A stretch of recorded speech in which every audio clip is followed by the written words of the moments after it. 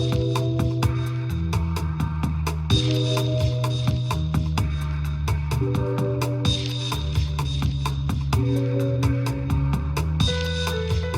Nick Powell, City Hall Bureau Chief with City and State. For today's edition of Last Look, we sat down with Congressman Jerrold Nadler to talk about the House budget deal, the train derailment in the Bronx, and his predictions for the 2014 midterm elections. Congressman Nadler, the House just agreed to a two-year budget deal. How does this budget agreement affect New Yorkers, and will any of the federal programs that were cut from the sequester, will any of that funding be restored for in this agreement? Well, some will certainly be restored. What the agreement does is to restore about $65 billion over 2 years, $45 billion the first year, another $20 billion the second year, roughly. In fiscal years 2014 and 15, above the sequester levels. So that's $65 billion of extra spending, about half military, half social service. How that will be distributed hasn't been decided yet. We still have to vote on that. The Appropriations Committee has to apportion that. New York will certainly get a proportion of that. How much, I can't say off the top of my head.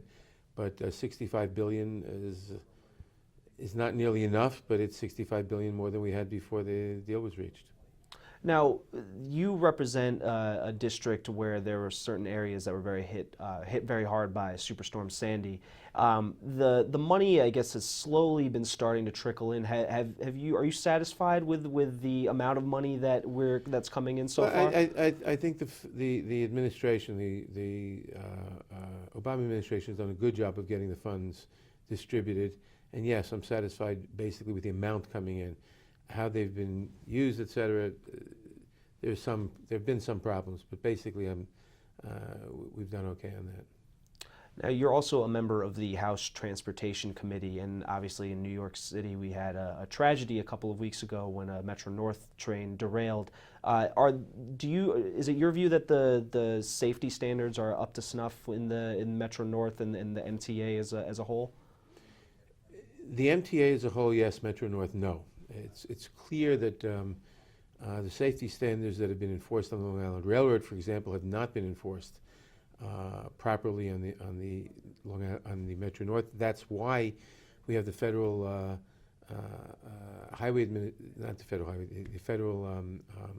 safety people coming in and doing a full safety review. What was astonishing about the Metro North is that they've had 4 different major accidents in the last 2 years, which is unprecedented, number one. Number two, cheap things that could have been done. I mean, we know the Spuyten-Duyvil curve. It's been there 100 years. We know how it is. We know there are the speed restrictions there, yet nothing was done to enforce the speed restriction in case something happened to the operator. And that's rather cheap to do. You have the so-called alerter that if the operator doesn't do something within 30 seconds, every 30 seconds it alerts him. But that alerter was on the locomotive, which in this case was pushing rather than pulling. There was no alerter in the forward cab. Now, all cars purchased by Metro North since 2002 have alerters in the forward cab, but not the ones that were purchased before 2002. That's inexcusable. It's fairly cheap. It's easy to install, and it's a safety demanded it on trips going north where the locomotive was pulling. It certainly demanded it on trips going south. And there was a criticism of the safety culture at the Metro North, which I think was a valid criticism. But I think now that we have a full court press, that's going to be rapidly changed. Now, obviously, New York City just elected a new Mayor-elect de Blasio. Do you have any hopes for any issues that you hope he focuses on right away? Are you in support of his widely discussed preschool plan? I'm very much in support of it. I'm very optimistic about Mayor-elect de Blasio. I'm very glad of his attitude as he comes into the administration, of the things he talked about. He was right when he talked about a tale of two cities. Something like 46% of the population of the city now lives at or near the poverty level, which is an incredible percentage. It's up, I think, 17 or 20 points in the last 10 or 15 years. Something has to be done. Certainly the pre-K, universal pre-K we know works. Having a slight tax increase for the highest income people in the city makes eminent sense. I do not believe, there's no empirical evidence that you're going to see a mass exodus of rich people because of that.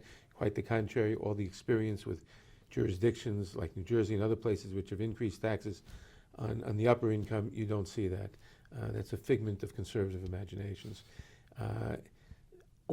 Essentially all the benefits of the economic recovery of the last 5 years have gone to the top 1%, and recovering a little of that in the form of taxes for the general population whose standard of living has gone down, except for the upper 1%, makes sense. And finally, we have the midterm elections coming up. What do you think the prospects are for the Democrats taking back the House of Representatives? Well, I'm an outlier. I'm optimistic. I think we have a fair shot at doing that. I also think, to be fair, that it's been such a roller coaster. A month and a half ago, after the shutdown, which people blamed properly on the Republicans, people said we got a real shot at getting the House. The Democrats have a real shot at getting the House back. Now, after the botched rollout of the Affordable Care Act, now people are saying, "Oh, you don't have any shot." The election is 11 months away. A lot's going to change between now and then. I think the only really interesting polling data that I've seen is that the standing in their own districts of Republican members in the so-called battleground districts are in worse shape than was the case for Republicans before the Democratic landslide in 2008, and worse than for Democratic incumbents before the Republican landslide of 2010. So that's one indication that we may be heading for a Democratic victory. But it's very early. We don't really know. It is quite possible, if we make an all-out effort, that the Democrats can retake control of the House of Representatives, which would be so important in getting help for cities like New York, in restoring programs for full employment, in getting away from the economic policies of austerity, which have kept the unemployment rolls very high and have kept our economy in the doldrums, and can do so indefinitely until we reverse those policies.